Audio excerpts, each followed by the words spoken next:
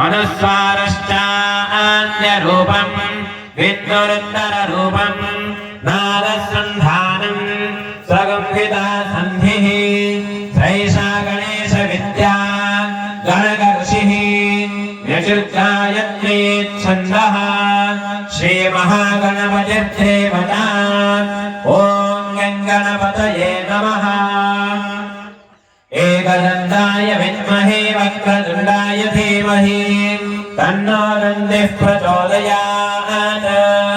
एकदन्तं चतुर्हस्तं पाशमङ्कुशधारिणम् रदं च वरदं हस्तैर्बिभ्राणं मोषकध्वजं रक्तल्लम्बोदरं शूर्पकर्णकं रक्तवाससं रक्तगन्धानुलिप्ताङ्गं रक्तपुष्पैः सुभोजितं भक्तानुकम्पिनं देवं जगत्कारणमच्युतम् आविर्भूतं च दृष्ट्यादौ प्रकृतेः पुरुषात्परम् एवं ध्यायति यो नित्यं स योगी योगिनां वरः।